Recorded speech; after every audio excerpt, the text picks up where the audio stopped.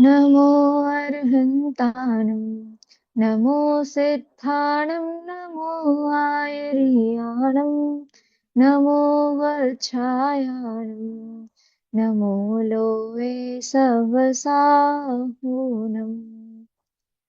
बालबोध पाठमाला भाग 3। अभी तक हमारे इसके पहले के 4 पाठ हो चुके हैं। आज हमारा 5वां पाठ जिसका नाम है सदाचार, वो आज हम यहाँ पे शुरू कर रहे हैं।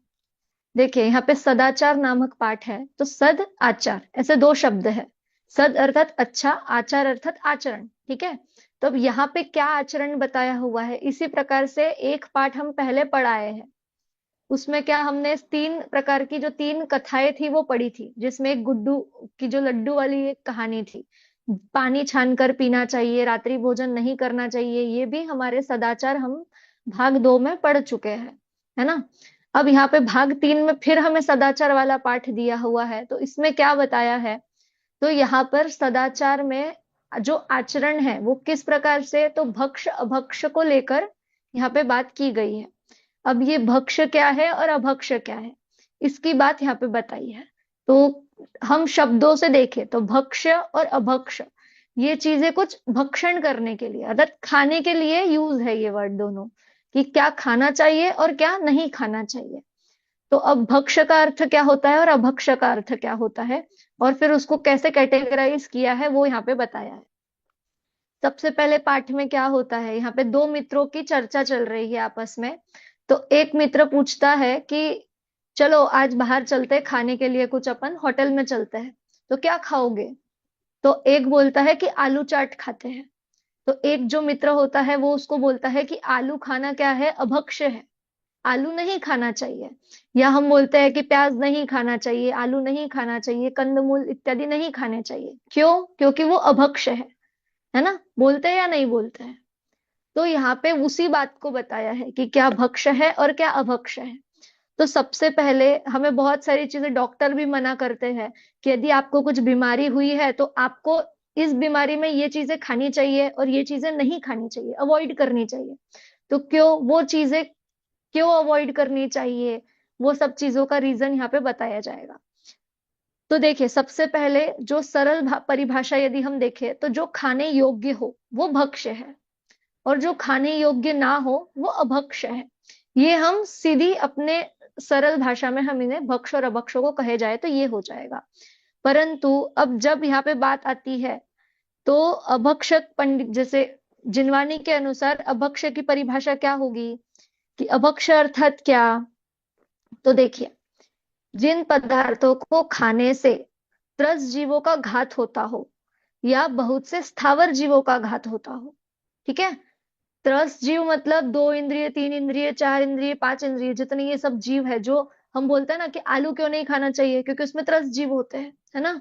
वैसे ही यहाँ पे बताया कि जिन पदार्थों को खाने से त्रस जीवों का या फिर स्थावर जीवों का घात होता हो अर्थात नाश होता हो, तो जो पदार्थ भले पुरुष के सेवन करने योग्य न हो, मतलब जो भला पुरुष है, जो अच्छा व्यक्ति है, वो जो त्रस्त जीवों का घात, स्थावर जीवों का घात करने वाले चीजों को नहीं खाएगा।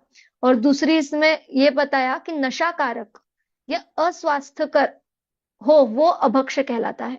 अर्थात जो नशा पैदा कर दे वैसी कुछ वस्तुओं का भक्षण करना अर्थात खाना, और जो हमारे सेहत को अस्वस्थ कर दे वो भी कुछ भक्षण करना, वो उसको भी खाना क्या है, अभक्ष्य कहलाएगा।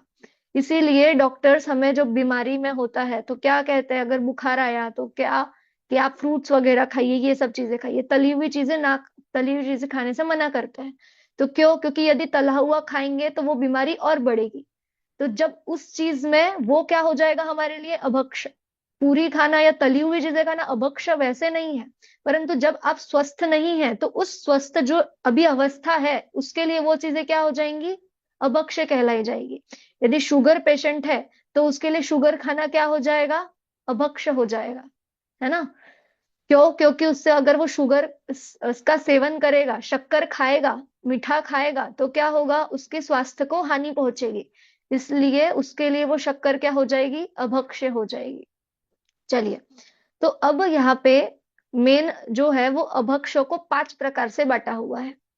कि त्रस जीवों का घात हो रहा है, स्थावर जीवों का घात हो रहा है, कुछ नशीली वस्तुएं हैं, तो उनको 5 भागों में यहाँ पे बांटा हुआ है। तो कौन कौन से? तो पहला नाम है त्रस घात। पहला क्या नाम है? त्रस घात। दूसरा बहुघात। तीसरा अनुपसेव्य। चौथा नशाकारक। और पांचवा अनिष्ट। सबको याद रहने चाहिए ये 5 अभक्ष के भेद, जो प्रकार बताए हैं कौन कौन से है? त्रस घात, बहुघात, अनुपसेव्य, नशाकारक और पांचवा अनिष्ट। आस्था बोलोगे 5 नाम?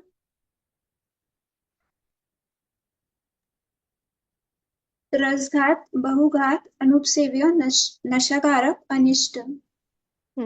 चंदन जी?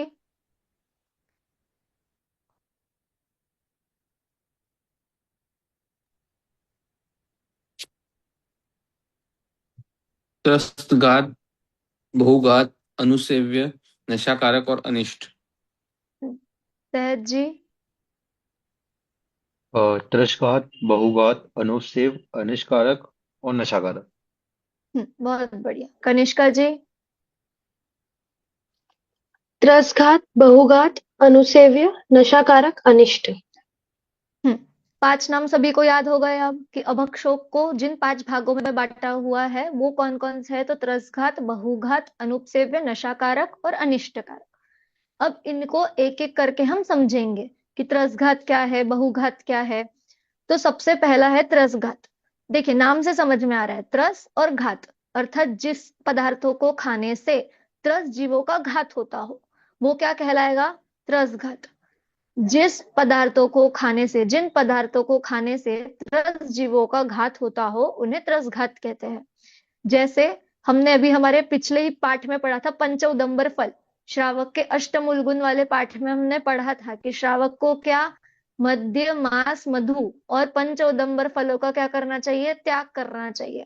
तो जो उसमें पंचउदंबर फल आते हैं वो किस में आएंगे? त्रसघात में। यदि पंचउदंबर फलों का हम सेवन करेंगे तो क्या होता है? त्रसघात नामक अभक्ष का हमें दोष लगता है, पाप लगता है। इसलिए हमें वो पंचउदंबर फल नहीं खाने चाहिए। क्यों? क्योंकि उसमें त्रस जीवों की उत्पत्ति होती है, इसलिए उनका सेवन नहीं करना है। और फिर बहुघात। अब दूसरा क्या था? बहुघात। बहुघात अर्थात क्या? कि और अनंत जीवों का, त्रस जीवों का तो घात हो ही रहा था, उससे भी अब अधिक जिन पदार्थों को खाने से अनंत स्थावर जीवों का घात होता हो उन्हें बहुघात कहते हैं। देखिए त्रस घात में त्रस जीवों का घात हो रहा है, बहुघात में क्या हो रहा है? स्थावर जीवों का घात हो रहा है। तो समस्त कंदमूल, जितने भी कंदमूल आते हैं, जैसे हम कहेंगे कि जो गाजर, मूली, जो भी सब अंडरग्राउंड उगते हैं, जैसे आलू, प्याज, लहसुन, ये जितनी भी सब चीजें हैं, ये सब किस में आएंगी? तो बहुघात में, जिसके सेवन से त्रस स्थावर जीवों का पाप लगता है। देखिए हमें यदि हम आलू वगैरह बनाएंगे तो हम सुने हैं, बचपन से सुनते आए कि उसमें यदि हमने सुई चुबो के निकाला तो हमें वो आंखों से दिखाई देने वाले नहीं है, परंतु यदि उसको टेस्ट किया गया है तो उसमें कितने अनंत जीवों का वहां पे अस्तित्व पाया गया है। तो इसीलिए वो जो स्थावर जीव है उनके घात का पाप लगता है। इसीलिए जो ये सब चीजें है, कंदमूल इत्यादि, इन सब का सेवन नहीं करना चाहिए। ठीक है चंदन जी? माइक सॉरी म्यूट कर लीजिए। Sorry sorry sir. अब तीसरी जो चीज है वो है हमारी अनुपसेव्य। अनुपसेव्य क्या होता है? कि हम क्या करते हैं, कभी कभी एक ही थाली में से खा लेते हैं। खाते या नहीं खाते हैं? कि यदि घर पे है तो चलो एक ही थाली में से हम खा ले, तो वो भी नहीं करना चाहिए। एक ही थाली में खाने का मना क्यों करते हैं? क्योंकि उसमें अब हम जब ये अनुपसेव्य पढ़ेंगे तब आपको समझेगा कि क्या होता है। जिसका सेवन उत्तम पुरुष बुरा समझे वे लोक निंद्य पदार्थ ही अनुपसेव्य है। जैसे यहाँ पे दिया है लाल, लार, मल, मूत्र इत्यादि, है ना? जो सलाइवा हम जिसे कहते हैं, क्या होता है यदि हम खाएंगे एक ही प्लेट में से, तो जब सलाइवा जो हमारा निकलता है या जो भी चीजें मिक्स होती है वहां पे, इसलिए वो लोक निंदे है, अर्थात लोक में निंदा कारक होता है ना? बुरा बुरा बोलते हैं हम, बोलने में उसे हम शर्माते हैं कभी कभी, तो क्या होता है वो निंदा कारक है। तो वैसे ही जो एक थाली में से खाना होता है वो सब चीजें क्या है? अभक्ष में आती है, इसीलिए एक थाली में से नहीं खाना चाहिए। या हम बोलते हैं ना शेयरिंग कर लेंगे, शेयरिंग कर लेंगे, तो वो चीजें नहीं होनी चाहिए। तो इससे ये नहीं है कि आप शेयर ना करें, आप उसे निकाल के एक दूसरी प्लेट में दे दें, वो भी शेयरिंग होगी, है ना, आपकी चीजों में से, बट वो एक चीज में से खाना वो यहाँ पे मना किया गया है। तो इसके लिए यहाँ पे क्या है, वो अनुपसेव्य नामक, जिसमें लार मल मूत्र इत्यादि का सेवन होता है, तो वो किस में आएगा, अनुपसेव्य में। तीन अभी तक हमने देखे, त्रसघात, बहुघात और अनुपसेव्य। त्रसघात में क्लियर है कि जिसमें त्रस जीवों का घात होता हो, जिन पदार्थों के सेवन से, जिसको खाने से, जैसे पंचोदंबर फल। बहुघात में क्या था कि जिसको खाने से अनंत स्थावर जीवों का घात होता हो, वो बहुघात, जैसे गाजर, मूली, आलू, प्याज, जो कंदमूल इत्यादि है, वो सब चीजें। अनुपसेव्य में क्या कि जो लोक निंद है और जिसको उत्तम पुरुष सेवन करना बुरा समझे, ऐसे लार, मल मूत्र इत्यादि, है ना, ये सब क्या कहलाएगा, अनुपसेव्य। अब नशाकारक, देखिए ये भी शब्द से समझ में आ रहा है, नशाकारक, जो नशा पैदा करने वाला हो, तो जिन पदार्थों के सेवन से नशा उत्पन्न हो, तो वो सब क्या होती है, जैसे गांजा, अफीम, शराब इत्यादि, जो भी चीजों से नशा पैदा होता हो, उन नशाकारक वस्तुओं का सेवन का त्याग, वो उसको नहीं खाना चाहिए, है ना। उन सब का अब वो कौन से अभक्ष में आएंगे, नशाकारक अभक्ष में आएंगे। चौथा हुआ हमारा भी है नशाकारक। अब पांचवा जो है वो क्या है, अनिष्टकारक। अनिष्टकारक क्या है कि तथा, देखिए अब अनिष्ट क्या है कि जो वस्तु अनिष्ट अर्थात हानिकारक हो, वह भी अभक्ष है। क्यों, क्योंकि वो हमें नुकसान कर रही है। जैसे अभी हमने देखा था कि शुगर पेशेंट यदि है तो उसके लिए जो शक्कर है वो कैसी है, अनिष्ट है। उस समय, उस अवस्था के लिए, उस चीज के लिए वो क्या हो जाएगी, हानिकारक हो जाएगी। इसलिए उस समय वो उनके लिए क्या हो जाएगा, अनिष्टकारक अभक्ष कहलाएगा। वैसे ही जब जो चीजें डॉक्टर हमें खाने से मना करे और उसको खाने के हमें तीव्र भाव हुए, है ना, तीव्र राग उसी चीज को खाने से होता है, मतलब उस चीज को ही खाने के लिए होता है। जब कोई मना कर दे कि तुम्हें ये चीज नहीं चलती है अभी इस टाइम पे, तो उल्टा क्या होता है, नहीं अभी तो मुझे वही चीज खानी है, ऐसे भाव होते हैं। तो जब वो चीजों का सेवन कर लेना, मतलब करना, वो चीज क्या कहलाएगा, अनिष्टकारक अभक्ष ये कहलाता है। इस प्रकार से यहाँ पे 5 अभक्षों को जो बताया है, ठीक है, कौन कौन से, त्रसघात, बहुघात, अनुपसेव्य, नशाकारक और अनिष्ट, है ना। तो कैसे, सबको समझ में आया इसमें। त्रसघात में क्या हो रहा है कि जिस पदार्थों को खाने से त्रस जीवों का घात हो रहा है, जैसे उदाहरण में क्या बताया था आस्था, पंचोदंबर फल। हाँ, पंचोदंबर फल। और बहुघात के लिए क्या उदाहरण है कनिष्का जी, बहुघात की परिभाषा। जिसमें अनंत स्थावर जीवों का घात हो उन्हें बहुघात कहते हैं। जैसे उदाहरण, जैसे कि कंदमूल, गाजर, मूली, आलू, ये बहुत सारे। बढ़िया। हाँ, अब तीसरा आता है अनुपसेव्य, जिसमें लोक निंदे पदार्थ है, जैसे लार, मल मूत्र इत्यादि का जो त्याग करना, है ना, उस चीज का सेवन नहीं करना या सेवन करना क्या कहलाता है, अनुपसेव्य, है ना। उसके बाद में जो है नशाकारक, चंदन जी, नशाकारक अर्थात क्या, नशाकारक अभिष्ट। जिन पदार्थों के सेवन से नशा उत्पन्न होता हो वो नशाकारक होता है। जैसे उदाहरण में कौन सी चीजें नशा करने वाली है, उत्पन्न, किसी भी चीज जो मतलब शराब, शराब, अफीम, हाँ, गांजा, ये अफीम, सब जो गांजा, हाँ, चीजें है ना, तंबाकू, ये हाँ, सब चीजें कैसी है, नशा नशा बढ़ाने वाली, नशा पैदा करने वाली है। तो इनका त्याग करना चाहिए, इन चीजों को नहीं खाना चाहिए। क्यों, क्योंकि ये नशाकारक अभिष्ट अभक्ष है ना। अब पांचवा, सहज जी आप बोलेंगे पांचवा कौन सा है, अनिष्ट, है ना। अनिष्ट की अनिष्टकारक परिभाषा क्या है, जो भी अपने बॉडी के लिए नुकसान या डैमेजिंग होते हैं। फॉर एग्जाम्पल आपने बताया था शुगर डायबिटिक पेशेंट के लिए। बहुत बढ़िया, है ना। तो ऐसे ही अनिष्टकारक अर्थात क्या कि जब उस टाइम पे वो हमारे लिए स्वास्थ्य के लिए हानिकारक है पर उसका सेवन करना, तो वो क्या हो जाएगा हमारे लिए, अनिष्टकारक अभक्ष। ठीक, तो इस प्रकार से ये पाठ में हमें सीख क्या मिल रही है? हमने ये पांचों अभक्षों को तो जान लिया, परंतु सीख क्या है कि इन पांचों ही अभक्षों का त्याग करना है। इन पांचों अभक्षों का सेवन नहीं करना चाहिए, ये यहाँ पे बताया है कि अभक्ष क्या है और भक्ष क्या है। ठीक है, तो अब हम बोलते हैं कि भाई शक्कर खाने में कौन सी अभक्षता है, पर जब शुगर पेशेंट हो तो उसके लिए वो अभक्ष कहलाएगा। वैसे ही यदि आपको भी कोई बीमारी हो जाए और उस टाइम पे कुछ चीजें आपको अवॉइड करने के लिए बोली जाए और आप उसका सेवन करेंगे, तो वो क्या कहलाती है? अभिष्टकारक अभक्ष्य कहलाता है। तो उसका सेवन हमें नहीं करना है। उन पापों से बचने के लिए यहाँ पे बताया हुआ है इन पांचों प्रकार के अभक्षों के लिए कि अभक्ष्य क्या है, उनको 5 भागों में बांटा हुआ है और फिर उसका त्याग करने की प्रेरणा यहाँ पे हमें दे रहे हैं कि आप इन पांचों ही अभक्षों को छोड़िए। इन मतलब अभक्ष्य सेवन से बचना कैसे है, तो पहले हमें अभक्षों को समझना होगा कि अभक्ष्य आखिर है क्या क्या, तो वो इस पाठ में यहाँ पे समझाया हुआ है। चलिए, इस पाठ में किसी को कोई प्रश्न? आस्था, कनिष्का जी, सहज जी, नहीं। सभी को क्लियर है? अभक्ष में कुछ ये चीजें भी आती है ना, जैसे कि द्विदल वगैरह। वो सब चीजें भी आती है, पर यहाँ पे अभी इस लेवल पे वो चीजें यहाँ पे नहीं बताई है। अभी इनमें जो मोटा मोटा ऊपरी ऊपरी बताया है तो वो सब चीजें हैं। बाकी हम द्विदल वगैरह पे भी जब हम आगे हमारा जब सिलेबस में लगेगा, आपको शाकाहार इत्यादि स्वयं पठन के लिए दिया हुआ है, तो उसमें हम पढ़ेंगे वैसा। ठीक है। अच्छा। हम्म अभी आपको केवल इतना समझना है कि अभिष्ट मतलब भक्ष्य और अभक्ष्य क्या है।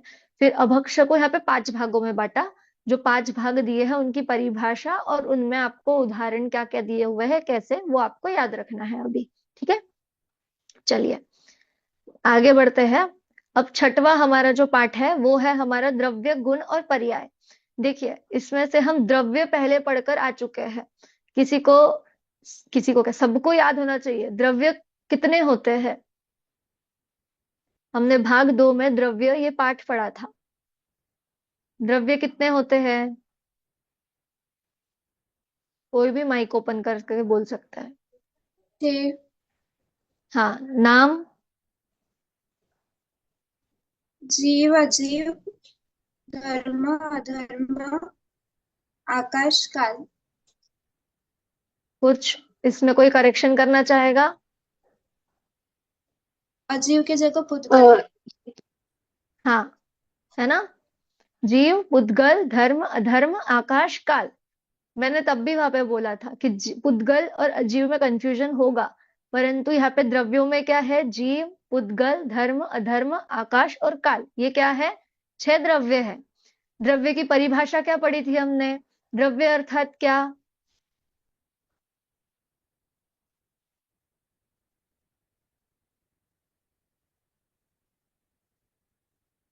किसी को याद है?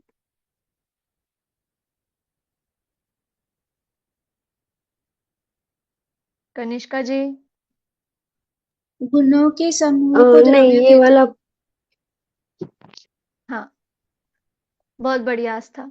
गुणों के समूह को क्या कहते हैं? द्रव्य कहते हैं, है ना। अब यहाँ पे देखिए, चर्चा ऐसी शुरू हुई कि गुणों के समूह को द्रव्य कहते हैं और द्रव्यों के समूह को क्या कहते हैं? विश्व। मतलब जो ये विश्व बना हुआ है वो किससे बना हुआ है? तो द्रव्यों के समूहों से बना हुआ है। तो अब यहाँ पे प्रश्न होगा कि विश्व का कभी नाश नहीं हो सकता। ये हमने तब भी पढ़ा था कि विश्व कैसा है? अनादि अनंत, उसका कभी नाश नहीं हो सकता। उसका नाश नहीं होगा अर्थात जो द्रव्य है उनका कभी नाश नहीं होगा। क्यों? क्योंकि द्रव्यों के समूह से ही विश्व बना हुआ है, तो द्रव्य का कभी नाश नहीं होगा। अब द्रव्य अर्थात क्या? कि गुणों के समूह को द्रव्य कहते हैं। मतलब द्रव्य होगा मेन, उसके अंदर हम एक और चीज लेकर आ रहे हैं, गुण, कि गुणों के समूह से द्रव्य बना है। अब जो गुण है उसका अर्थ क्या होता है? और फिर गुण, देखिए 2 शब्द हो गए हमारे पाठ में से, द्रव्य और गुण। अब तीसरी चीज है पर्याय। तो गुणों के परिणमन को ही पर्याय कहते हैं। अभी आप समझते चलिए, 3 शब्द हुए हमारे, द्रव्य, गुण और पर्याय। इनका कनेक्शन देखेंगे तो क्या होगा? गुणों के समूह को ही द्रव्य कहते हैं। फिर गुण की परिभाषा क्या होगी वो अभी हम देखेंगे। उसके बाद में गुणों के परिणमन को ही क्या कहते हैं? पर्याय कहते हैं। तो ये एक टू एक कनेक्शन सबके कनेक्टिंग है। ठीक है, अब चलिए आगे बढ़ते हैं। सबसे पहले तो गुणों, गुण किसे कहते हैं? जो द्रव्य के संपूर्ण भागों में और संपूर्ण अवस्था में पाए जाए। क्यों? क्योंकि जो गुणों का समूह है उसको द्रव्य कहते हैं। तो वो द्रव्य में कैसे? कि सभी अवस्थाओं में और सभी भागों में पाया जाए। जैसे एग्जाम्पल के लिए जो आत्मा है उसमें ज्ञान गुण का होना। तो अब आत्मा जो है, तो क्या उसके किसी एक कोने में ही ज्ञान गुण है क्या? नहीं, जितना आत्मा फैला हुआ है उतने पूरे ही पार्ट में, है ना, पूरे पॉइंट टू पॉइंट पूरे ही पार्ट में ज्ञान भी फैला हुआ है। तो वैसे ही यहाँ पे कह रहे हैं कि जो द्रव्य के संपूर्ण भागों में और संपूर्ण अवस्था में पाया जाए उसे क्या कहते हैं? गुण कहते हैं। और उन गुणों का जो परिणमन, कंटिन्यू जो चेंज हो रहा है, जो परिणमन होता है उसे ही क्या कहते हैं? पर्याय कहते हैं। जैसे हम बोलते हैं ना कि अभी हमारी पर्याय क्या है? जैसे कोई 20 साल का होगा, कोई 13 साल का, कोई 12 साल का, तो क्या हो रहा है? ईयर टू ईयर क्या हो रही है? उसकी पर्याय चेंज हो रही है, अवस्था चेंज हो रही है। तो वही क्या कहलाती है? पर्याय। अब इस पाठ में आपको मूल बताया क्या है कि द्रव्य, गुण, पर्याय, इन तीनों की परिभाषा आपको अच्छे से याद हो जानी चाहिए। कि द्रव्य अर्थात क्या? कि गुणों के समूह को द्रव्य कहते हैं। फिर गुण अर्थात क्या? तो जो द्रव्य के संपूर्ण भागों और संपूर्ण अवस्था में पाया जाए वो गुण। और पर्याय, तो गुणों के परिणमन को। देखिए गुण किस में है? द्रव्य में। और पर्याय गुण में। तो ये गुण और पर्याय ये किस में हुई? द्रव्य में। तो यहाँ पर क्या बता रहे हैं? फिर गुणों के परिणमन को पर्याय कहते हैं। अब इस पाठ में आपको गुण के भेद बताए हुए हैं और उनकी परिभाषाएं बताई हुई है। तो गुण कितने प्रकार से कहे गए हैं? तो गुण तो ऐसे अनंत है, हम काउंट नहीं कर सकते। फिर भी यहाँ पे कुछ बताए हुए हैं। कैसे बताए हुए हैं? तो उनको दो कैटेगरीज में डिवाइड किया, एक सामान्य और एक विशेष। ठीक है, कौन कौन सी दो? सामान्य और विशेष। अब विशेष मतलब क्या? कि कुछ एक स्पेसिफिक जो उसी में हो, किसी चीज में। विशेष बोलते से ही क्या लगता है हमें? कुछ अलग चीज है। और सामान्य अर्थात कॉमन, है ना। तो कॉमन कितने गुण कहे गए यहाँ पे? सामान्य 6 गुण बताए हैं। कितने गुण बताए हैं? आस्था, कितने गुण है सामान्य? 6 गुण। हाँ, सामान्य 6 गुण कहे गए हैं। अब विशेष गुण की बात करें तो विशेष गुण क्या होता है? कि जो पर्टिकुलर किसी एक चीज में ही पाया जाए। जैसे शक्कर में उसकी मिठास, है ना। तो अब अगर हमें किसी चीज, बाकी के चीजों में भी यदि हमें मीठापन चाहिए होगा तो हम किसकी हेल्प लेते हैं? शक्कर की हेल्प लेते हैं। जैसे यदि गुलाब जामुन, रसगुल्ला, जलेबी इत्यादि जितनी भी मिठाई है, जितने भी पकवान बनते हैं, तो उसमें यदि हमें मिठास चाहिए हो तो हम किसका यूज करते हैं, किसका वापर करते हैं? तो शक्कर का। तो जो विशेष गुण है, जो क्या है? मिठास, वो किसमें है? शक्कर में। ऐसे ही नमक का खारापन, ये किसमें है? नमक में है। जो सिर्फ नमक में ही पाया जाता है, जो उसका खारापन, ये क्या कहलाएगा? विशेष गुण, है ना। अब सामान्य गुण क्या है? कि जो सभी द्रव्यों में पाया जा रहा हो। ठीक है, सामान्य गुण अर्थात जो सब द्रव्यों में पाया जाए। और विशेष गुण मतलब जो किसी एक में, पर्टिकुलर में ही वो पाया जाए। ठीक। अब सामान्य गुण 6 होते हैं, तो उनके नाम भी यहाँ पर दिए गए हुए हैं। तो नाम कौन कौन से हैं? हम नामों को याद करते हैं। सबसे पहला गुण है अस्तित्व गुण। ठीक है, अस्तित्व गुण। दूसरा वस्तुत्व गुण। देखिए नाम याद करते चलिए। पहला अस्तित्व, दूसरा वस्तुत्व, तीसरा द्रव्यत्व, चौथा प्रमेयत्व। ठीक है, 4 हो गए। पांचवा अगुरु लघुत्व और छठा प्रदेशत्व। देखिए मैं एक बार फिर से रिपीट करती हूँ, फिर मैं आपसे पूछूंगी। पहला अस्तित्व, वस्तुत्व, दूसरा, तीसरा द्रव्यत्व, चौथा प्रमेयत्व, पांचवा अगुरु लघुत्व, छठा प्रदेशत्व। कनिष्का जी बोलेंगे आप 6 नाम?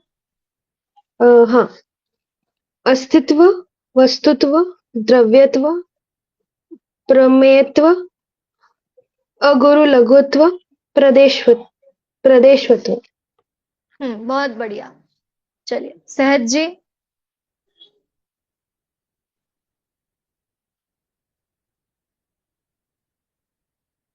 आस्था। लो लो। हाँ जी, बोलिए। द्रव्यत्व, अस्तित्व, गुरु हम्म। लघुत्व, और प्रदेशत्व, एंड प्रमेयत्व। एक एक रह गया छूट क्या? रहा है। सत्य। नहीं। वस्तुत्व। है ना? वस्तुत्व, हाँ हाँ। हाँ, ठीक है। इनको आप ऑर्डर से याद करिए तो वो और भी अच्छे से आपको ध्यान में रहेगा, है ना? अस्तित्व, वस्तुत्व, द्रव्यत्व, प्रदेश, प्रमेयत्व, अगुर लघुत्व और प्रदेशत्व। है ना? चलिए, आस्था बोलोगे? बोलो। अस्तित्व, वस्तुत्व, द्रव्यत्व, प्रमेयत्व, अगुरु लघुत्व, प्रदेशत्व। हाँ, अब हम एक एक की परिभाषा देखते हैं। ठीक है? तो सबसे पहला सामान्य गुण कौन सा होगा? अस्तित्व। अस्तित्व का अर्थ क्या है? देखिए, अस्तित्व शब्द से ही हम समझे तो अस्तित्व मतलब क्या, कि उसका है पना, है ना, कि वो चीज है। यदि हम बोलते हैं ना कि अब देखिए मेरे हाथ में पेन है क्या, नहीं, तो पेन का अस्तित्व यहाँ पे कहलाएगा क्या? नहीं।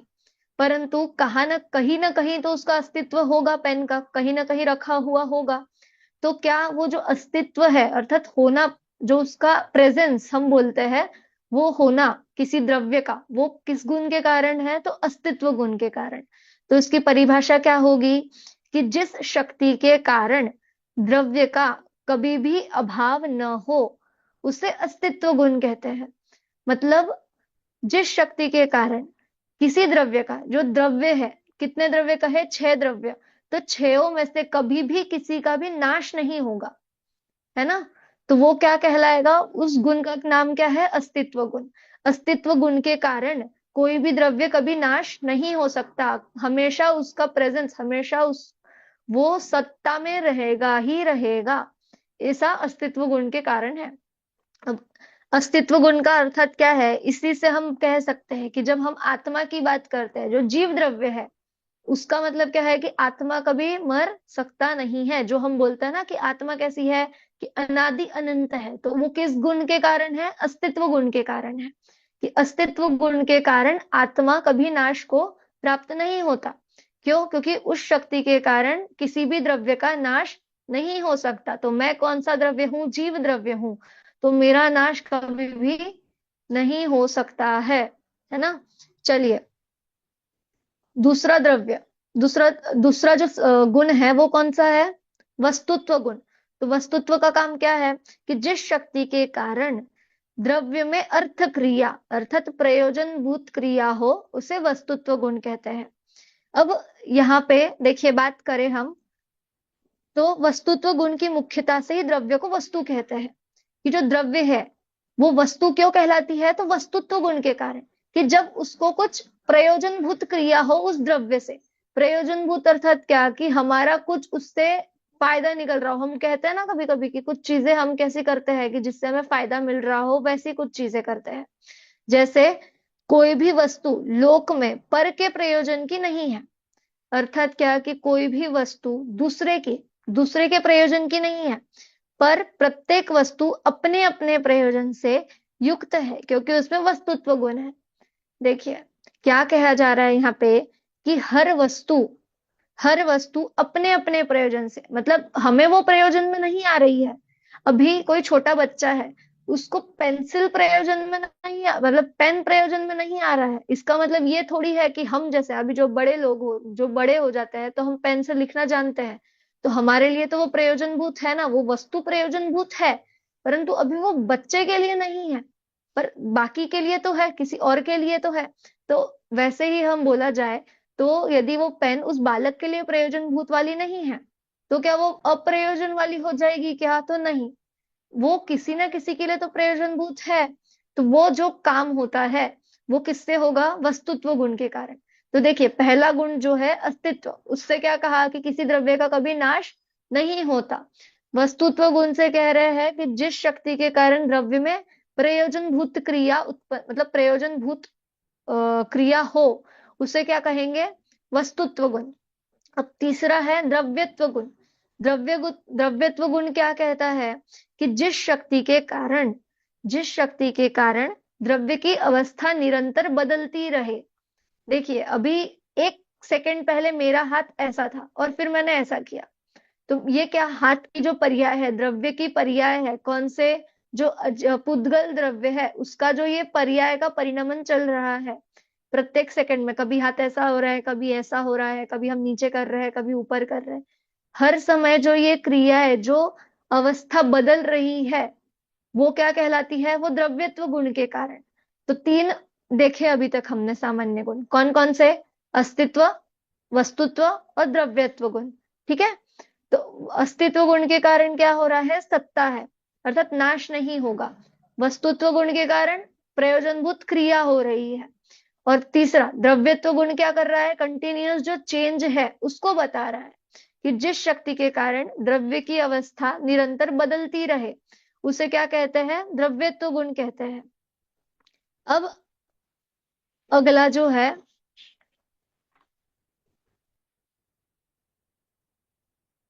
देखिए यहाँ पे किताब में भी आपको जब एक अध्यापक और छात्र का यहाँ पे कन्वर्सेशन है, संवाद है इस पाठ में, तो वहां पे वो छात्र अपने अध्यापक से पूछता है कि ये जो तीनों ही गुण आपने बताए इनमें अंतर क्या है, डिफरेंस क्या है इन तीनों में?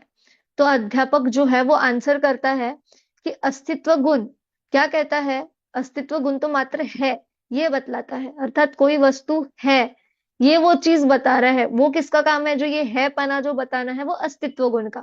फिर वस्तुत्व गुण क्या कर रहा है कि वो वस्तु है और वो निरर्थक नहीं है, मतलब पॉइंटलेस नहीं है, यूजलेस नहीं है, वो किसी ना किसी के यूज में है, जो प्रयोजनभूत क्रिया उसमें हो रही है हर द्रव्य में, वो कौन बता रहा है? वस्तुत्व गुण। और फिर द्रव्यत्व गुण क्या कह रहा है कि वो निरंतर परिणमनशील है, मतलब हर समय कैसी है? बदलने वाली है। देखिए समझ में आया? अस्तित्व गुण है पना बता रहा है, वस्तुत्व गुण बता रहा है कि वो जो है, जो वस्तु है वो निरर्थक नहीं है, और द्रव्यत्व गुण जो तीसरा गुण है वो बता रहा है कि हमेशा चेंज होने वाली है, निरंतर बदलने वाली है। ऐसे तीन गुणों को अभी हमने समझा। अब अगला जो गुण है वो है हमारा प्रमेयत्व गुण। अब प्रमेयत्व गुण क्या कह रहा है कि जिस शक्ति के कारण द्रव्य किसी न किसी ज्ञान का विषय हो उसे प्रमेयत्व गुण कहते हैं। अर्थात क्या कि कोई जो वस्तु है वो किसी न किसी के ज्ञान में अवश्य आ रही है ना? जैसे अभी आपके सामने जो जो चीजें आपके घर में होंगी अभी आपको दिख रही है, आपके ज्ञान में वो आ रही है। यदि हमने कभी अमेरिका अमेरिका को हम मतलब अमेरिका हम नहीं गए हैं पर हम टीवी पे देख रहे हैं या कभी कुछ फोटो देख रहे हैं तो हमारे ज्ञान में तो वो चीज आ रही है। तो जरूरी नहीं है कि हम वहां जाकर ही उस वस्तु को देखें या जाने।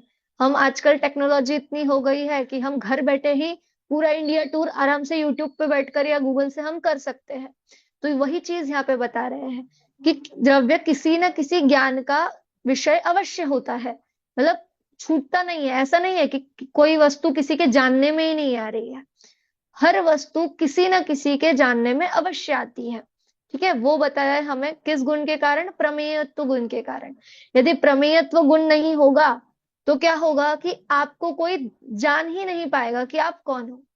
ठीक है, इसके कारण जो प्रमेयत्व गुण है वो सामान्य गुण है, अर्थात तो सब में है, सभी द्रव्यों में है, जिस कारण हम उनको ज्ञान में ले पा रहे हैं। तो वो कौन से गुण का काम है? प्रमेयत्व गुण का काम। अब पांचवा कौन सा है? अगुरु लघुत्व। अगुरु लघुत्व में क्या कह रहे हैं? देखिए इसकी परिभाषा थोड़ी बड़ी है तो समझिए। जिस शक्ति के कारण द्रव्य में द्रव्यपना कायम रहता है, मतलब क्या कि जिस शक्ति के कारण द्रव्य में द्रव्यपना, अर्थात क्या कि जो द्रव्य है वो द्रव्य जैसा रहता है, कायम हमेशा रहता है। अर्थात क्या कि एक द्रव्य दूसरे द्रव्य रूप नहीं हो जाता, एक गुण दूसरे गुण रूप नहीं होता, और द्रव्य में रहने वाले अनंत गुण बिखर कर अलग अलग नहीं होते, उसे अगुरु लघुत्व गुण कहते हैं। देखिए क्या कहा कि द्रव्य में द्रव्यपना होता है। द्रव्य में द्रव्यपने का अर्थात मतलब अर्थ क्या है कि एक द्रव्य दूसरे द्रव्य रूप नहीं हो रहा, अर्थात जीव द्रव्य पुद्गल द्रव्य रूप नहीं हो जाता और पुद्गल द्रव्य जीव द्रव्य रूप नहीं होता। कभी ऐसा हुआ है क्या कि कुर्सी बोलने लग जाए, कुर्सी में आत्मा आ जाए? नहीं होता ना। तो क्या पुद्गल कभी जीव द्रव्य नहीं हो सकता? और जीव कभी पुद्गल नहीं हो सकता, ऐसे ही धर्म कभी अधर्म नहीं हो सकता, आकाश कभी धर्म नहीं हो सकता। जो छह द्रव्य है वो द्रव्य में द्रव्यपना कायम होता है, एक द्रव्य दूसरे द्रव्य रूप नहीं होता। वैसे ही एक गुण, द्रव्य में रहने वाले जो गुण हैं वो गुण भी दूसरे गुण रूप नहीं होते। और तीसरी चीज क्या बताई कि द्रव्य में जो अनंत गुण रहते हैं वो बिखर कर अलग अलग भी नहीं होते। ऐसा नहीं होता कि मुझ में यदि ज्ञान, दर्शन, सुख ये सब गुण है तो मैं अपना एक निकाल के किसी और को दे दूं, ऐसा नहीं होता। सभी गुण उसमें ही विद्यमान रहते हैं। तो वो किस गुण का काम है? एक इकट्ठा करने का हम बोल सकते हैं, जिसको बांध कर रखने का काम, और सेपरेट सेपरेट अपना अपना रखने का काम। द्रव्य में द्रव्यपना रहने का काम कौन करता है? तो अगुरु लघुत्व गुण करता है। ठीक है, ये हुआ हमारा पांचवा। और लास्ट वाला कौन सा है हमारा? नाम क्या है? प्रदेशत्व। प्रदेशत्व गुण किसे कहते हैं? कि जिस शक्ति के कारण द्रव्य का कोई ना कोई आकार अवश्य रहता है उसे प्रदेशत्व गुण कहते हैं। प्रदेशत्व गुण का काम क्या है? कि आकार देना। जिस शक्ति के कारण वस्तु का कोई ना कोई आकार हो, हर चीज हमें किसी ना किसी आकार में ही दिखती है, हम भी किसी आकार में ही है। यदि टेबल, कुर्सी, जो भी चीज है वो भी किसी न किसी एक आकार में ही फॉर्म है। तो जो सभी द्रव्य को क्या कर रहा है? एक आकार दे रहा है, वो कौन सा गुण कहलाएगा? प्रदेशत्व गुण। देखिए 6 गुण हो गए, पहले 3 हमने अच्छे से समझे थे, अब अगले जो 3 हमने अभी देखे उनको हम एक बार रिवाइज करते हैं। प्रमेयत्व गुण क्या करता है? कि जिस शक्ति के कारण द्रव्य किसी न किसी के ज्ञान का विषय बन रहा हो, किसी न किसी के ज्ञान का विषय बन रहा हो, वो क्या कहलाएगा? प्रमेयत्व गुण। अगुरु लघुत्व गुण क्या कह रहा है? कि द्रव्य में द्रव्यपना कायम रख रहा है। द्रव्य में द्रव्यपना कायम रखने का अर्थ क्या है? कि एक द्रव्य दूसरे द्रव्य रूप नहीं हो रहा, एक गुण दूसरे गुण रूप नहीं हो रहा, और द्रव्य में रहने वाले जो गुण है वो बिखर कर अलग अलग नहीं हो रहे, है ना? इसका अर्थ है कि द्रव्य में द्रव्यपना कायम रहना। वो कौन से गुण के कारण हो रहा है? अगुरु लघुत्व गुण के कारण। और छठा जो लास्ट है वो कौन सा है? प्रदेशत्व गुण। उसमें क्या बताया कि जिस शक्ति के कारण द्रव्य कोई ना कोई आकार में अवश्य हो, आकार हो, किसी उस द्रव्य का कुछ ना कुछ आकार हो, वो क्या कहलाता है? प्रदेशत्व गुण। सभी को ये 6 गुण समझे? आस्था, कनिष्का जी, सहज हाँ जी, चंदन जी। जी। हाँ, तो आप बता सकते हैं, यदि मैं आपको कोई एक गुण का नाम बताऊं तो उसकी आप परिभाषा अपने शब्दों में समझा पाएंगे? चलिए हम ट्राई करते हैं, है ना? कनिष्का जी, अस्तित्व गुण। अस्तित्व गुण मतलब जो है पना जिसमें है वो अस्तित्व गुण। है ना? और इसका मेन आपको ये बोलना है कि जिस शक्ति के कारण कभी नाश नहीं हो सकता द्रव्य का, है ना? है पना ठीक है, वो वस्तु है, पर हमें क्या बताना है उसमें मेन, कि उसका कभी नाश नहीं होगा, है ना? वो चीज क्या, वो गुण कौन सा है? अस्तित्व गुण, जिसके कारण ये चीज है पना हो रहा है। चलिए, वस्तुत्व गुण, सहज जी। आपने बताया था कि जिस गुण के कारण हर वस्तु में अपनी स्वयं की क्रिया होती है। हम्म, क्या प्रयोजनभूत क्रिया कुछ न कुछ हो किसी शक्ति के कारण द्रव्य में, तो वो कौन सा गुण कहलाएगा? वस्तुत्व गुण। और उससे हम क्या समझ रहे हैं? कि कोई भी वस्तु कैसी है? निरर्थक नहीं है, वो ये गुण हमें बता रहा है। चलिए अगला, द्रव्यत्व गुण। आस्था। जिस शक्ति के कारण द्रव्य की अवस्था निरंतर बदलती रहती है उसे द्रव्यत्व गुण कहते हैं। बहुत बढ़िया। अगला सहज जी, प्रमेयत्व गुण। जिससे हर वस्तु हमारे ज्ञान का विषय बन सकती है, उसमें गेपना होता है। हम्म, बहुत बढ़िया। कनिष्का जी, अगुरु लघुत्व गुण।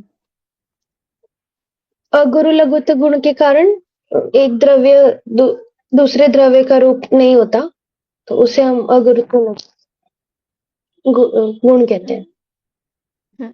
चंदन जी, प्रदेशत्व गुण।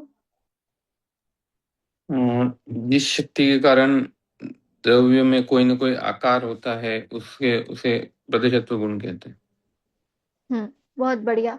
देखिए, अब ये हुए हमारे 6 सामान्य गुण।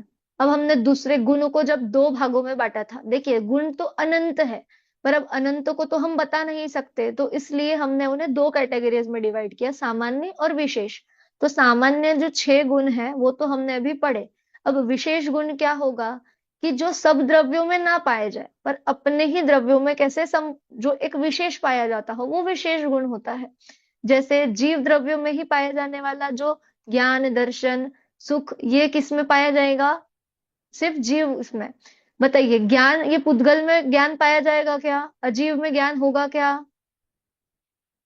अजीव में ज्ञान होता है क्या? नहीं। नहीं होता। तो जो जीव है उसके लिए ज्ञान क्या हो जाएगा? उसका विशेष गुण हो जाएगा। क्यों? क्योंकि वो अन्य द्रव्यों में नहीं पाया जा रहा ना, सिर्फ उसमें ही पाया जा रहा है, एक स्पेशल उसका है। तो जीव के लिए ज्ञान गुण। वैसे ही जो पुद्गल है ना, जो अजीव है, उसके लिए क्या होगा? जो स्पर्श, रस, गंध, वर्ण, हम दो ये चीजें पढ़ी, जब द्रव्य की परिभाषाएं पढ़ी थी, तो उसमें क्या, अजीव में क्या ये सब चीजें होती है? स्पर्श, रस, गंध, वर्ण, ये सब चीजें होता है। तो ये किसके लिए हो जाएंगी? विशेष गुण पुद्गल के लिए। वैसे ही धर्म के लिए क्या होगा? जो उसका चलाना, निमित्त कारक जो है, वो गमन करने में निमित्त है, तो वो क्या हो जाएगा? उसका विशेष गुण हो जाएगा। समझ में आ रहा है आपको? विशेष गुण समझ में आया? जैसे शक्कर का जो मिठास, नमक का खारापन, नींबू जो है उसका खट्टापना, मिर्ची का तीखापना, ये सब क्या है? उनके विशेष गुण है। यदि हमें तीखापन चाहिए हो तो हम मिर्ची को ही लेंगे उसमें, तो वो क्या है? उसमें विशेष है, उसके कारण हम अन्य उसमें सब में मिक्स करके उसका तीखापना ला सकते हैं, पर मिर्ची के बिना हम तीखापना नहीं लेकर आ सकते। ठीक है, ओके जी चंदन जी। उसके बाद में आगे हम देखते हैं, तो यहाँ पे प्रश्न किया है कि द्रव्य, गुण और पर्याय, इनको जानने से लाभ क्या है? अब हमने ये पाठ पढ़ लिया, द्रव्य, गुण, पर्याय, इन तीनों को भी जान लिया, परिभाषाएं देख ली। अब इनका लाभ क्या है हमें? तो देखिए, यहाँ पे कहते हैं कि हम तुम भी तो सब जीव द्रव्य है, और द्रव्य गुणों का पिंड होता है। देखिए, हम सब अर्थात कौन? हम क्या है? जीव द्रव्य है। और द्रव्य क्या होता है? गुणों के पिंड होता है। अतः हम भी क्या हुए? गुणों का पिंड हुए। कौन से? तो हम जीव द्रव्य है। ठीक है, पहली बात। अब हमारे अंदर गुण कौन कौन से है? तो ज्ञान, दर्शन, सुख, वीर्य इत्यादि जो अनेक अनंत गुण होते हैं वो सब हम में है। तो यहाँ पे क्या बताया कि ऐसा ज्ञान होने पर हम दीन गुणहीन हैं, ऐसी भावना निकल जाती है। हम कहते हैं ना कि हम में कोई गुण नहीं है। कभी यदि कोई व्यक्ति डिप्रेशन में जाता होता है तो क्या कहता है कि मुझ में तो कोई गुण नहीं है, कोई क्वालिटीज नहीं है, कुछ नहीं है। और अगर वो सब बाहरी चीजें है, परंतु आप कैसे हो? अनंत गुण वाले हो, है ना, अनंत गुणों का पिंड हो, अखंड पिंड हम जिसे कहते हैं, वैसा आप हो। और कितने, हमने ये 6 नाम तो यहाँ पे बता ही दिए कि इतने गुण वाले हो। और सबसे ही पहला है अस्तित्व गुण, जो क्या बता रहा है कि तुम जीव द्रव्य हो और तुम में जो अस्तित्व गुण है, उस कारण से कभी भी तुम्हारा नाश नहीं हो सकता। सबसे पहला ये आपको बता दिया। उसके बाद में क्या बताया कि ऐसी भावना निकल जाता था, मेरे में अस्तित्व गुण है, अतः मेरा कोई नाश नहीं कर सकता है। ऐसा ज्ञान होने पर अनंत निर्भयता आ जाती है। अर्थात क्या, हम डरते हैं ना कि कोई मुझे मार देगा, कभी कोई मार ना दे, ये चीज हमें डर लगा हुआ होता है। तो यहाँ पे क्या कह रहे हैं कि निर्भयता आ जाती है कि कभी कोई मुझे खत्म कर ही नहीं सकता, उस बात की निर्भयता आ जाती है। ज्ञान हमारा गुण है, उसका कभी नाश नहीं होता। अज्ञान और राग द्वेष आदि स्वभाव से विपरीत है, इसलिए आत्मा के आश्रय से उनका अभाव हो जाता है। देखिए, यहाँ पे क्या कह रहे हैं कि हमारा गुण क्या है? ज्ञान गुण है। और अज्ञान, जो ये राग, द्वेष, मोह, जो भी हम सब चीजें पढ़े, मिथ्यात्व इत्यादि, ये सब क्या है? अज्ञान है। और इनका नाश कैसे होगा? इनका नाश हम कर सकते, इनका नाश कैसे होगा? जब हम आत्मा को जान लेंगे।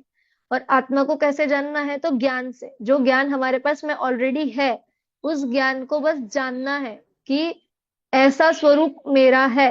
और उसको जानने से कि जो गुण है, पर्याय है, वो सब किस में है? द्रव्य में। और वो द्रव्य मैं हूं, वो आत्म द्रव्य मैं हूं, ये जानना यहाँ पर मेन उद्देश्य यहाँ पे बताया हुआ है इस पाठ में। चलिए, छह द्रव्यों के नाम बताने हैं फिर से एक बार। कनिष्का जी। जीव, पुद्गल, धर्म, अधर्म, आकाश और काल। हाँ, सहज जी, 6 सामान्य गुणों के नाम। अस्तित्व, वस्तित्व, द्रव्यत, अगरुलघुत, प्रमेत और प्रदेशत। बहुत बढ़िया। आस्था, विशेष गुण को लेकर आपको एक उदाहरण देना है किसी एक द्रव्य का और उसका विशेष गुण बताना है। जैसे हमने अभी बहुत सारे उदाहरण देखे, उसमें से कोई भी एक।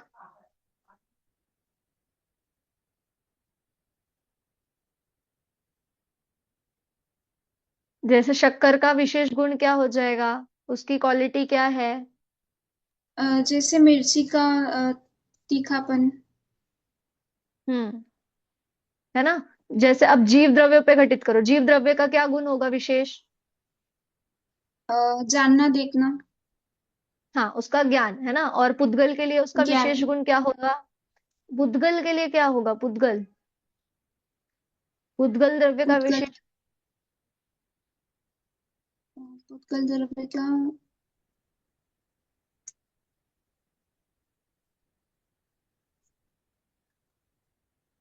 स्पर्श, रस, गंध, वर्ण, स्पर्श। ये हाँ। चीजें है ना। हाँ, स्पर्श, रस, गंध, वर्ण, ये सब किसके लिए विशेष गुण होंगे? पुद्गल के लिए, है ना। और जीव द्रव्य का जो विशेष गुण है वो क्या है? ज्ञान दर्शन। ठीक है।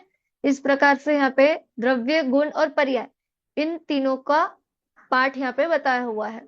उसके बाद पर्याय की परिभाषा क्या है? सहज जी।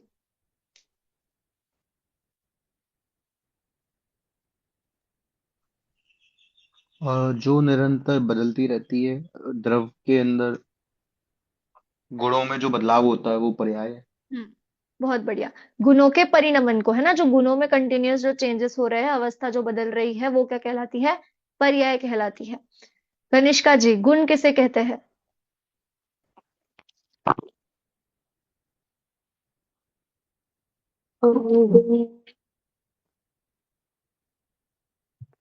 उसका डेफिनेशन याद नहीं आ रहा।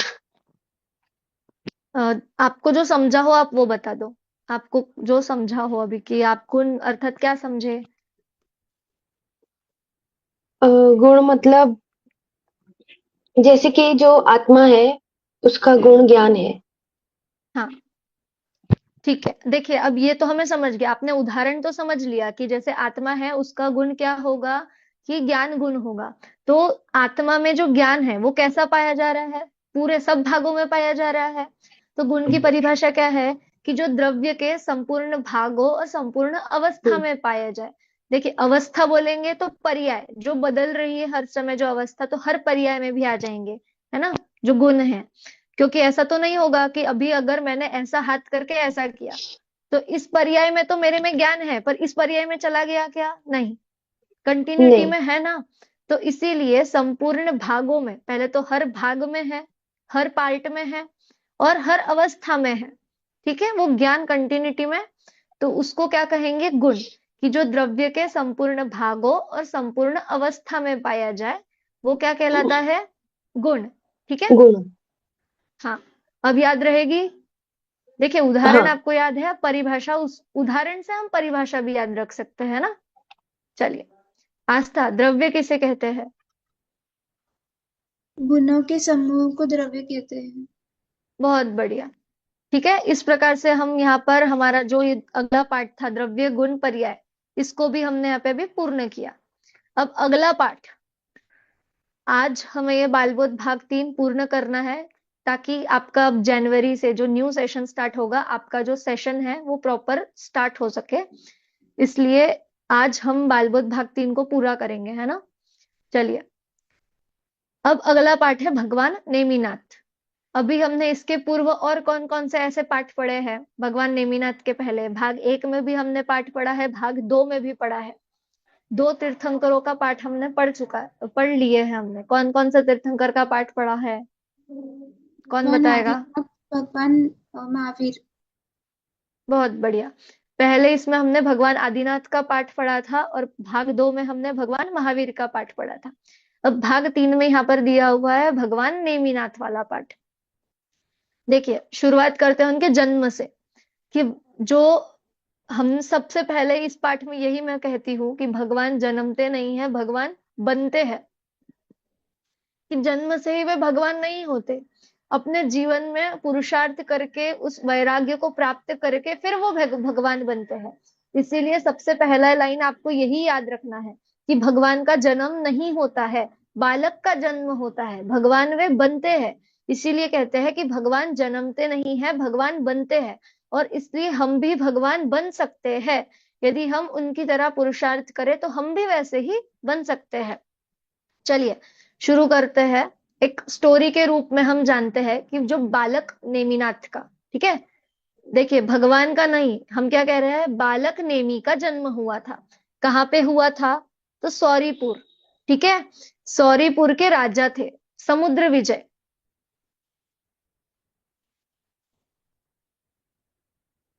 अब ये कौन थे? देखिए, सौरीपुर के राजा समुद्र विजय के राजकुमार थे, श्री कृष्ण के चचेरे भाई थे। श्री कृष्ण का नाम सभी जानते हैं, तो श्री कृष्ण के चचेरे भाई कौन थे? नेमिनाथ, ठीक है। इनकी माता का नाम था शिवा देवी। और ये कौन से नंबर के तीर्थंकर हुए थे? नेमिनाथ जी कौन से नंबर के तीर्थंकर हुए हैं? सहज जी? 22 हाँ, बहुत बढ़िया, 22वें नंबर के तीर्थंकर हुए हैं, है ना। अब देखिए, हमने तीर्थंकर और भगवान वाले पाठ में भी पढ़ा था कि तीर्थंकरों के क्या होते हैं? पंच कल्याणक होते हैं। सबसे पहला कौन सा? जन्म कल्याणक, है ना। जब माता को 16 स्वप्न आदि गर्भ के समय में आते हैं, फिर जन्म कल्याण के टाइम पर देव इत्यादि जय जयकार इत्यादि करते हैं, इंद्र आते हैं, शची इंद्राणी आती है, वो सब चीजें जो हम पंच कल्याणकों में देखते हैं, वो सब चीजें होती है, तीर्थंकरों के होती है। तो नेमिनाथ जो थे, बालक नेमिनाथ, वो भी क्या थे? तीर्थंकर होने वाले थे। तो उनके जन्म के समय भी ये सारे अतिशय हुए थे। अब उसके बाद में उनका जो यौवन अवस्था थी, जब वे बड़े हुए तो उन्होंने अच्छे से राजपाट इत्यादि संभाला, सब किया। उसके बाद में बहुत से लोग ऐसे कहते हैं कि उनकी शादी हुई थी, कोई कहता है नहीं हुई थी। पर हम क्या मानेंगे? देखिए, इसमें मेन बात अपनी आती है कि हम क्या मान रहे हैं। तो जब हमने तीर्थंकर वाला पाठ पढ़ा था, तब हमने देखा था कि नेमिनाथ भगवान का नाम हमने किस में देखा था? पंचबाल्यति में देखा था। पंचबाल्यति में हम नेमिनाथ जी का नाम लेते हैं या नहीं लेते हैं?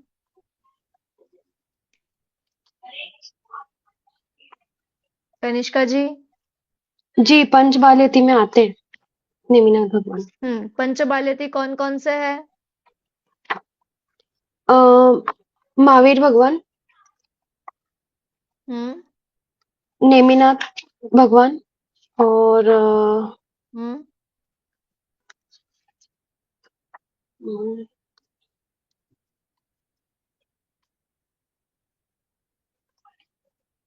दो हुए, अभी 3 और बाकी है।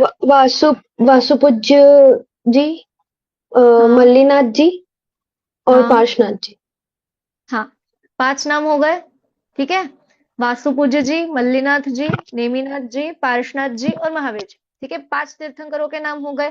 तो इसमें आ रहे हैं ना, नेमिनाथ नाम भी आ रहा है। तो मतलब जो राजा या राजकुमार नेमी थे, उनका क्या हुई थी? देखिए, शादी तो नहीं हुई थी, परंतु सगाई हुई थी, ऐसा कहा जाता है। कि कौन किससे हुई थी? तो जूनागढ़ की राजकुमारी जो राजुल अर्थात राजमती, उनका नाम कहीं राजुल आता है, हम राजुल नाम से ही जानते हैं, और राजमती नाम भी पाया जाता है। तो जब राजुल से, कहाँ की राजकुमारी थी वे? जूनागढ़ की राजकुमारी थी, उनसे उनकी सगाई हुई थी और शादी भी होने ही वाली थी। नेमी कुमार बारात लेकर जा चुके थे, परंतु रास्ते में क्या होता है कि जब वे बारात लेकर जा रहे होते हैं, तो वहां पे क्या होता है कि अब बारात जा रही है, तो क्या हो रहा है, बड़े कोई राजा है वो आ रहे हैं, तो पशु रास्ता क्रॉस कर रहे थे, है ना, जानवर रास्ता क्रॉस कर रहे थे, या कुछ ऐसी चीजें हो रही थी, तो उनको क्या किया? रोक दिया गया, पशुओं को रोक दिया गया, एक साइड में बांध दिया गया, एक साइड में। तो क्या हुआ? अब जानवर है, शोर तो करेंगे ही। तो जब बारात लेकर वे जा रहे थे तो उन्होंने क्या सुना, वो पशु क्रंदन सुना, मतलब उन जानवरों की आवाजें सुनी कि वो कैसे चिल्ला रहे हैं, कैसे बिलख रहे हैं। ठीक है। तो उन आवाजों को सुनकर नेमी कुमार, जो नेमी थे, उनको क्या हुआ, वैराग्य उत्पन्न हुआ। जैसे हमने देखा था कि भगवान आदिनाथ को कैसे वैराग्य उत्पन्न हुआ था, नीलांजना की मृत्यु को देख, कि कैसी, कि कैसा अभी अच्छे से ये नृत्य कर रही थी और अचानक से ही क्या हुआ, मृत्यु। तो ये जो संसार की क्षण भंगुरता है वो उनको उससे जान पड़ी। ऐसे ही तो यहाँ पर क्या था, वैराग्य का जो दृश्य हम देखते हैं, आप लोगों ने नेमिनाथ पंचकल्याणक भी बहुत बार देखा होगा। कई जगहों पर नेमिनाथ पंचकल्याणक किए जाते हैं। तो वहां पर भी क्या, जब नाटक इत्यादि के रूप से बताया जाता है तब वहां पे बताते हैं कि पशु क्रंदन को सुनकर इन्हें वैराग्य हुआ था, संसार की क्षण भंगुरता ज्ञात हुई थी। तो वहां पर क्या आ रहा है कि उनके वैराग्य का प्रसंग की यदि बात की जाए तो वैराग्य कैसे उत्पन्न हुआ नेमिनाथ को, तो पशु क्रंदन से। ठीक है। तो इसलिए वे अपनी बारात से लौटकर, मतलब सोचिए बारात लेकर गए थे और बारात से घूमकर, मतलब बारात, शादी तो की ही नहीं उन्होंने, वो बारात ही लेकर लौट गए, बारात से ही लौट गए और सीधा कहाँ चले गए, गिरनार की गुफाओं में। किस लिए, दीक्षा लेने के लिए। उन्होंने उसके बाद दीक्षा ले ली, संसार से वैराग्य हो गए, मुनि दीक्षा धारण कर ली दिगंबरी, और गिरनार के गुफाओं में जाकर ध्यान करने लगे। अब उसके बाद में राजुल का क्या हुआ होगा, बहुत से लोगों को प्रश्न होता है कि फिर राजुल का क्या हुआ। तो राजुल भी देखिए बहुत ही धार्मिक थी, तो उन्होंने भी क्या किया, उनको भी ये संसार की वैराग्यता पता चली, विरागता पता चली, और उन्होंने भी क्या किया कि वो भी तप करने के लिए चल पड़ी, है ना। तो ये लोग कहाँ, गिरनार जी, जो गिरनार पर्वत है, वो गिरनार पर्वत को क्या कहते हैं, सिद्ध क्षेत्र भी कहते हैं। क्यों, क्योंकि वहां से जो नेमिनाथ है, नेमी कुमार है, जो मुनि नेमिनाथ है, उनको क्या हुआ था, मोक्ष हुआ था, है ना।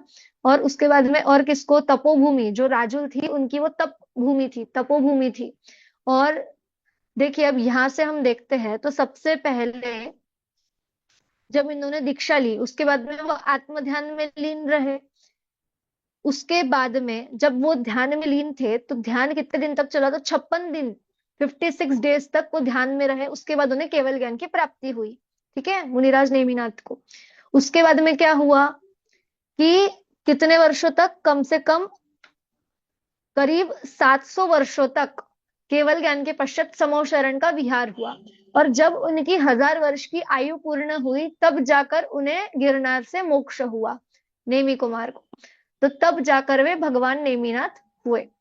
तो कितनी वर्ष की आयु थी उनकी, 1000 वर्ष की आयु थी, जिसमें 700 वर्ष तो केवल कम से कम उनका समूह शरण ही भ्रमण हुआ है और दिव्य ध्वनि का लाभ हमें मिला है। अब उसके बाद में सिद्ध क्षेत्र गिरनार जी को कहा जाता है। तो क्यों कहा जाता है, तो इसीलिए कहा जाता है क्योंकि उस पर्वत से ही क्या हुआ है, नेमिनाथ भगवान को क्या हुआ है, मोक्ष हुआ है। और क्या कि वहां पे श्री कृष्ण के जो पुत्र थे, कौन, प्रद्युम्न कुमार और शंभु कुमार, इन दोनों को भी मोक्ष वहीं से हुआ है, गिरनार पर्वत से ही ये लोग भी मोक्ष गए हैं। और कौन, कि वहां पे राजुल जो थी, राजकुमारी राजुल जो थी, उन्होंने भी आर्य का दीक्षा लेकर क्या किया था, वहां पे तप किया था, इसीलिए वो तपोभूमि भी थी। जैसे शिखर जी है, उसके बाद में हम गिरनार जी को कहते हैं कि शिखर जी से क्या हुआ है, 20 तीर्थंकर मोक्ष गए हैं, वैसे ही गिरनार से भी श्री कृष्ण के पुत्र शंभु कुमार और प्रद्युम्न कुमार और कौन, 22वें तीर्थंकर नेमिनाथ, ये वहां से मोक्ष गए हैं। इसीलिए गिरनार जी को क्या कहा जाता है, सिद्ध क्षेत्र भी कहा जाता है। ठीक है, इस प्रकार से भगवान नेमिनाथ का जो पाठ था वो हमने देखा कि क्या उनकी माता का नाम मरु देवी, और कहाँ पे थे वो, सौरीपुर के राजकुमार थे, श्री कृष्ण के चचेरे भाई थे। ठीक है, उसके बाद में जब ये शादी के लिए गए तो क्या हुआ, पशु क्रंदन देखकर उससे उनको वैराग्य उत्पन्न हुआ। और क्या, फिर वहां से वो सीधा कहाँ चले गए, मुनि दीक्षा धारण की और गिरनार के गुफाओं में ध्यान करने लगे। उसके बाद में 56 दिन के बाद उन्हें आत्मा आराधना करके केवल ज्ञान की प्राप्ति हुई। उसके 700 वर्ष तक करीब उनका समोशरण विहार हुआ और 1000 वर्ष की आयु पूर्ण कर उन्हें मोक्ष की प्राप्ति हुई। और कहाँ से उन्हें मोक्ष की प्राप्ति हुई? तो गिरनार पर्वत से। गिरनार पर्वत से और किस किस को मोक्ष की प्राप्ति हुई है? तो शंभु कुमार और प्रद्युम्न कुमार। और ये दोनों कौन थे? तो श्री कृष्ण के पुत्र। ठीक है। अब आपको इसमें से कुछ भी प्रश्न हो तो आप पूछ सकते हैं, या मैं आपको पूछूं तो आपको उसके उत्तर फिर आने चाहिए, है ना। चलिए, हम कुछ एक दो क्वेश्चंस करते हैं इस पार्ट से, फिर हम अंतिम जो जिनवानी स्तुति है वो पढ़कर हम आज की कक्षा को समाप्त करेंगे। भगवान नेमिनाथ की शादी किससे हुई थी? कनिष्का जी। भगवान ने की शादी नहीं हुई थी, वे बाल ब्रह्मचारी थे। हाँ, बहुत बढ़िया। सहज जी, भगवान नेमिनाथ का जन्म कहाँ हुआ था? सौरीपुर में। देखिए, मेरा प्रश्न आप फिर से सुनिए। अच्छा, भगवान सॉरी सॉरी, नेमिनाथ का भगवान जन्म कहाँ हुआ भगवान था? जन्मते नहीं है, भगवान बनते हैं। हाँ, तो गॉट इट। बालक नेमी का है ना, बालक नेमी का जन्म कहाँ हुआ था? सौरीपुर। ठीक है। देखिए, हमें जब पेपर में क्वेश्चंस आते हैं ना, तब ऐसे ही आते हैं कि भगवान नेमिनाथ की माता का नाम क्या है, भगवान नेमिनाथ की सगाई किससे हुई थी। तो वहां पे हमें क्या लिखना था कि मतलब आंसर में क्या लिखना होता है फिर, कि भगवान की शादी नहीं होती है, या भगवान जन्मते नहीं है। ये सब चीजें वहां लिखकर, और फिर क्या कि बालक नेमी का जन्म यहाँ यहाँ पर हुआ था। ठीक है। चलिए, आस्था, बालक नेमी के माता का नाम क्या था?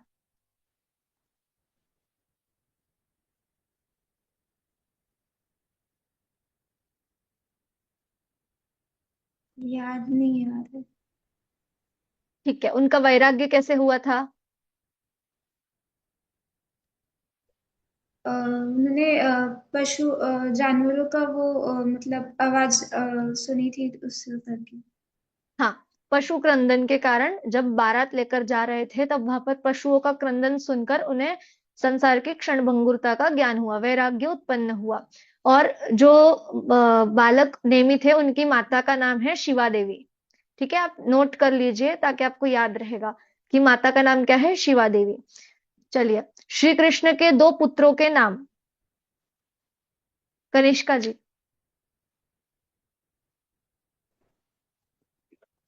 नहीं नहीं याद है। सहज जी।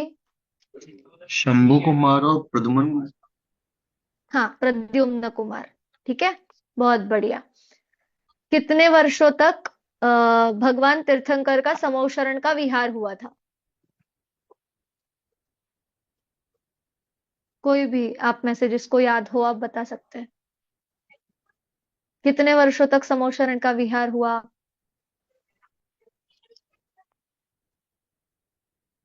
आस्था। 700 वर्ष। बहुत बढ़िया कनिष्का जी। 700 वर्षों तक, है ना, लगभग 700 वर्ष तक। और कितनी आयु पूर्ण? तो 1000 वर्ष की आयु पूर्ण कर उन्हें मोक्ष हुआ था। चलिए, मोक्ष कहाँ से हुआ था? गिरनार जी से। हाँ, गिरनार जी से। और गिरनार जी को और भी क्या कहते हैं? तपोभूमि कही जाती है। तपोभूमि किस लिए कहा जाता है? सहज जी।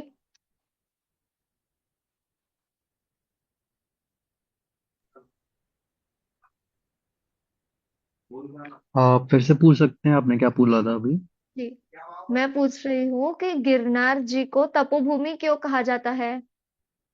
किसकी तपोभूमि कही जाती है गिरनार? नेमिनाथ भगवान की।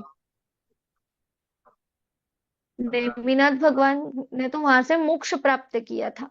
तप किसने किया था वहां पे? और हमने राजुल। जाना था ना। राजुल राजुल ने। हाँ, हाँ, राजुल ने वहां पर तप किया था, इसीलिए उसे तपोभूमि भी कहा जाता है। ठीक है। सिद्ध क्षेत्र कहा जाता है, क्यों? क्योंकि वहां से मोक्ष गए हैं। और तपोभूमि क्यों कहा जाता है? क्योंकि राजुल ने भी वहां पर तप किया था। ठीक है। चलिए, तो ऐसे जो छोटे छोटे प्रश्न है पाठ में से, वो आपको याद रखने हैं। नाम वगैरह जो चीजें हैं, वो टाइम, ये सब चीजें होती है, वो याद रखना है। ठीक है। चलिए, अब आज का हमारा अंतिम पाठ है जिनवानी स्तुति। इसी को पढ़कर हम हमारी कक्षा को भी, हाँ, आज बालबोध की जो हमारा जो पाठ था, भाग 1, 2, 3, इसको हम पूर्ण करने जा रहे हैं, पूर्णता की ओर है। अंतिम जिनवानी स्तुति। देखिए, आप में से किसी के पास में है जिनवानी है भाग 3 की, या पीडीएफ हो? जी है। पढ़ेंगे आप पहला पैराग्राफ, पहला जो हाँ, मैं स्टैंजा है पढ़ती हूँ। उसका? हाँ जी, पढ़िए। हाँ। वीर हिमाचल ते निकसी, गुरु गौतम के मुख कुंड धरी है। मुँह महाचाल भूत चली, तप की जड़ता तप दूर करी है।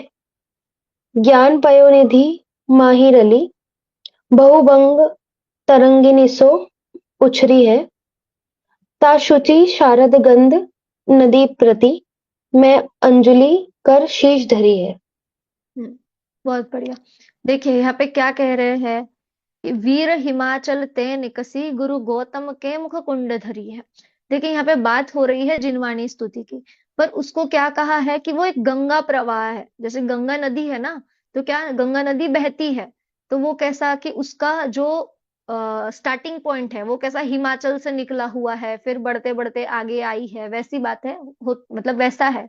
तो वैसे ही जो जिनवानी है वो कहाँ से आई है, तो वीर हिमाचल से।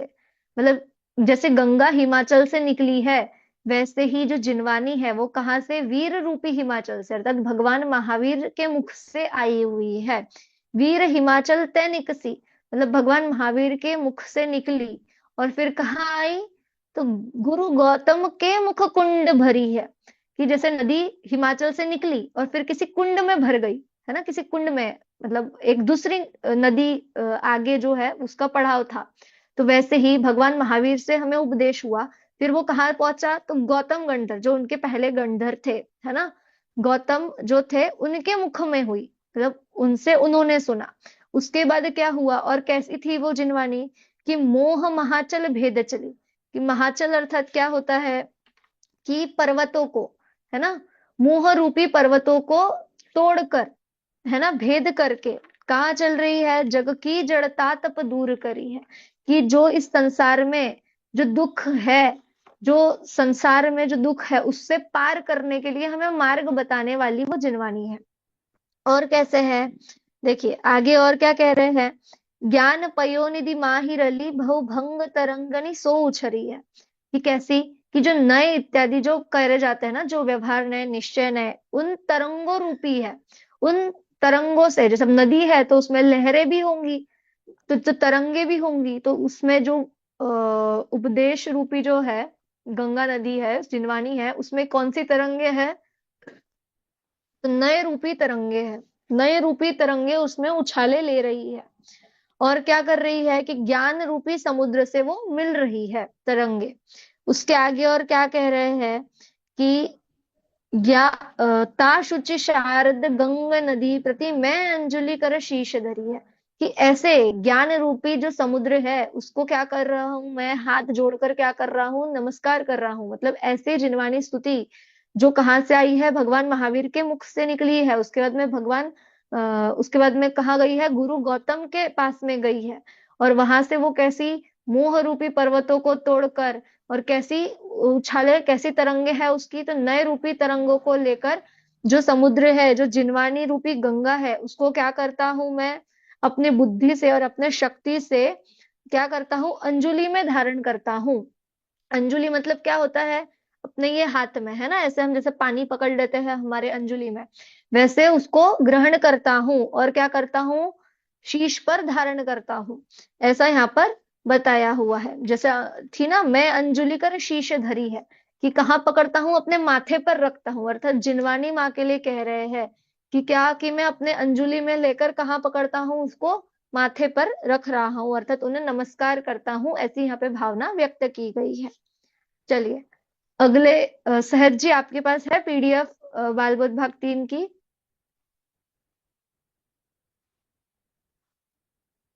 हाँ जी, मैंने ओपन कर लिया था।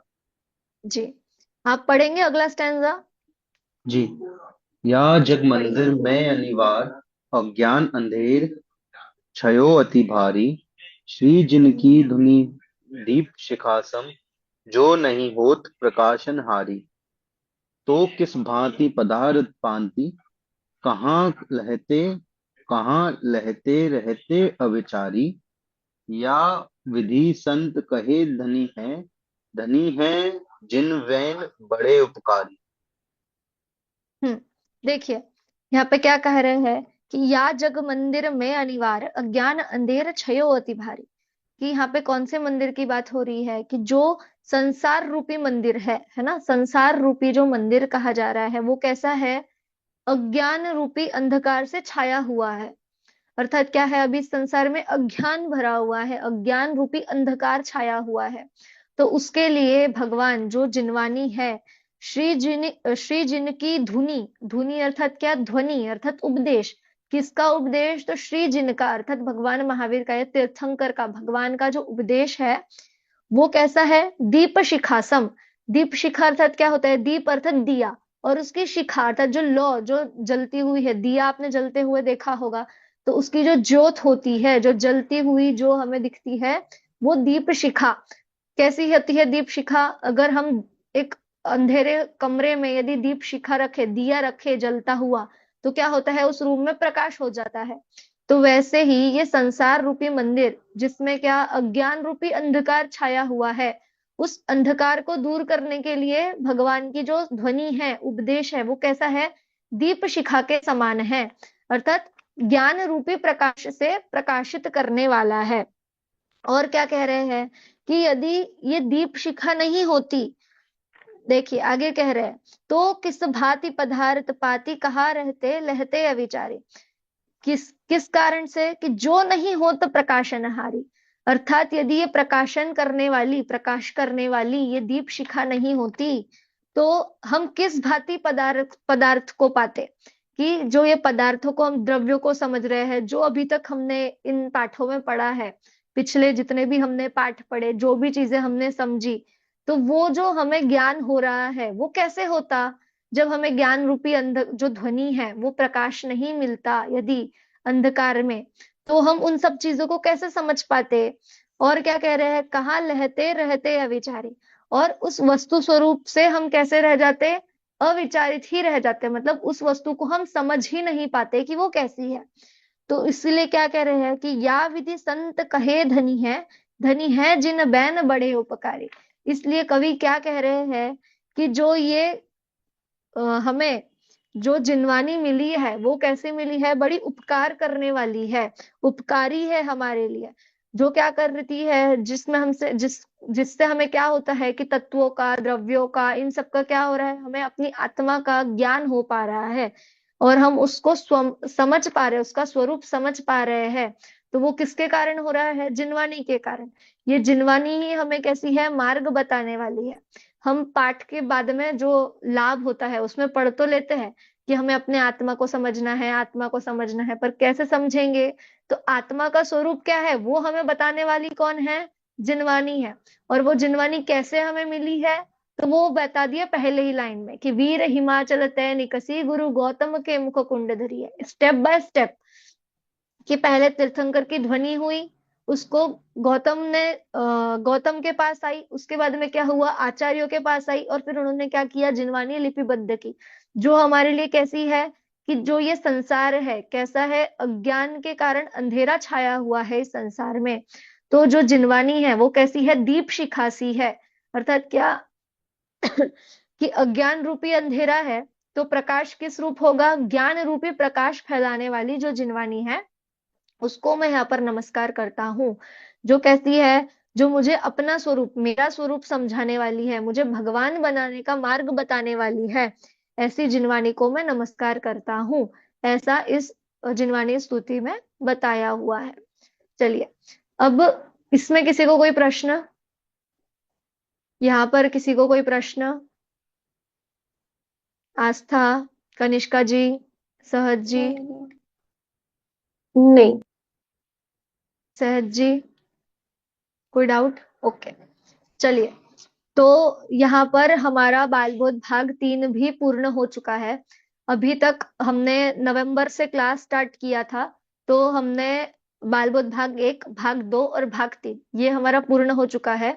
जो इसको अभी YouTube पे बाद में भी ऑनलाइन सुनेंगे, और अभी आप जो यहाँ पर है जूम पे, सभी को एक चीज बोलना चाहूंगी कि आपको भाग 1, 2, 3 इसमें से कोई भी डाउट हो तो आप ग्रुप पे या जो यूट्यूब पे सुनेंगे वो कमेंट में आप क्वेश्चन डालिए। ऐसा ना हो कि हम आगे बढ़ जाए और आपका पिछला भाग जो है वो आपको समझा ना हो, तो इसलिए अभी जब तक हम अगला पार्ट हमारा शुरू नहीं करेंगे, वितरक विज्ञान जब हम शुरू करेंगे उसके पहले आप अपने जो भी डाउट्स है वो आप ग्रुप पे डालकर अवश्य पूछ लीजिए, है ना, जिससे आपको ये पूरे भाग क्लियर हो जाए। जो बाद में ऑनलाइन भी सुनेंगे उनके लिए भी यही बात है, और जो अभी जूम पे है उनके लिए भी, है ना। चलिए।